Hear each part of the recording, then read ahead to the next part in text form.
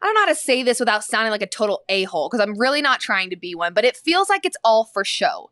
Like we see clips of him, Russell getting reps in the pouring rain, getting ready for the game. I don't care. Until I see it in the game when it matters, I don't care. And I don't care about the tweets and the fact that you were doing high knees on an airplane and the fact that you were getting reps in while your team was sleeping to avoid jet lag. I don't care. Until I see it with my eyes. You can talk about it all you want. I don't care. It feels like there is too much. Look at me. I'm part of the show. Everyone, I'm doing what I'm supposed to be doing. I love Broncos country. I'm here to stay. Broncos country just wants you to win. Broncos Nation, let's ride right to another L. Like, they made a bunch of decisions before the year, decisions they thought were really good, hired a bright young coach in Nathaniel Hackett. They traded for a quarterback that a lot of other people wanted to trade for. I mean, there were several teams, including the Washington Commanders, we've talked about this before, that wanted to trade for Russell Wilson. Oh, he wanted to go to Denver. He ends up in Denver. A big coup, and it's all bad. Everything is bad. The contract is bad. Literally, I mean, it's great for Russell Wilson, but it's bad for literally everyone else. Let's just assume that the Penner family, Walton Penner family, has a decision to make at the end of the year for Nathaniel Hackett. If they decide to move on, which certainly is conceivable, it seems like they would get a coach who would make Russell Wilson really good again. Like, he's not going anywhere. It would be mind-boggling to think they would move on from him because the cap hit would be so astronomical. You could do it, but it would set your team back significantly. Here's the situation. Next year is the last year before his extension kicks in. Now, let that go through your brain for a second. God almighty. So the cap hit is $22 million, which you're like, that's good. Yeah, here's the problem. If you trade him, the dead money, $107 million. Okay?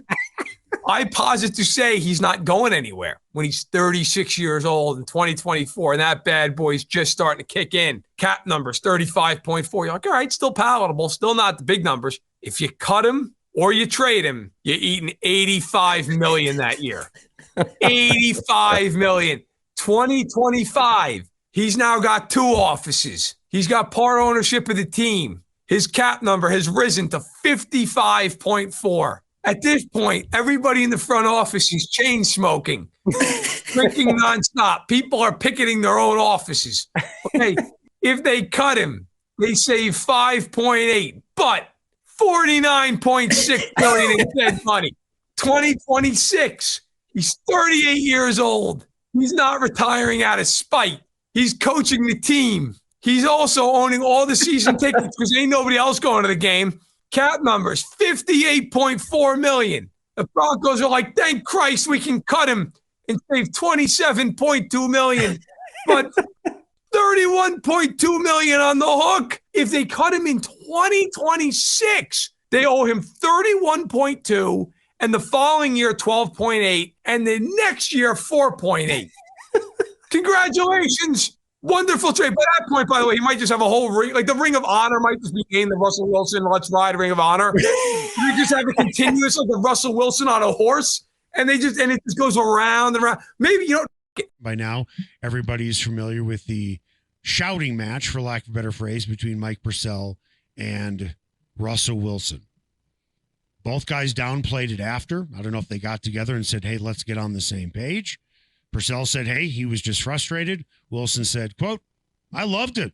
Came off real pissed off and said, let's effing go. Me and him are on the same page. It comes from a place of love.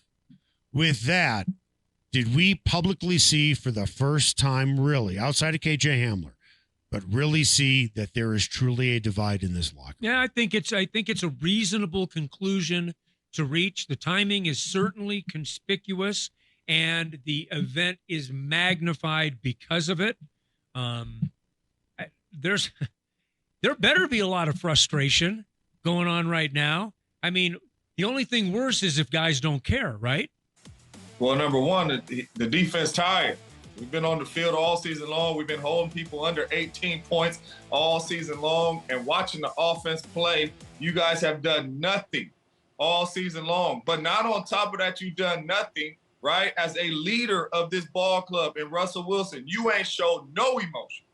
Now, I don't know if you're in the locker room. I don't know if you're in these meetings and you're showing that emotion. But I think that was the frustration from the defense and that player coming out like, we out here busting our tails. And I'm not saying you're not playing hard, Russ, but the way you are playing, you have shown no emotion out here about trying to get it together, wanting to get it together. I'm here for my teammates. You know, I've been saying the let's ride, but you have shown no emotion. And as a player, when you go out there and you giving it all you got and you stopping people and you playing hard and you don't see that from your quarterback, and I ain't saying Russ gonna go out there and play lights out every game.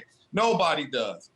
But we need to see some type of passion, some type of emotion from you. And we didn't. You didn't even see it there. Russ looked at him, eyes real big, like, I got, and probably Are you saying it? You don't think? Because I think in my head, is it the demeanor or the play that's worse? Because I didn't even think about the demeanor as much as you just. Really, it was enlightening to hear you say that as a player. Are you saying that he, is he checked out with how badly the season has gone? Does it seem like he doesn't want to be out there? Well, I think the demeanor is worse, right? Because even if you're not doing your job at a high level, okay, and you still coming in the building and you like, I got it, guys. I'm with you. I got you.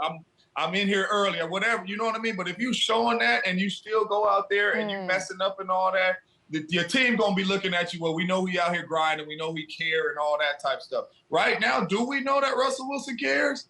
Because he don't show us no emotion and all that. And then you put on the tape and you see the way he's playing and you like, what is going on? That never happened when I was there, Skip. I think the level what's happened is that the greater the expectation, the more the frustration is going to become.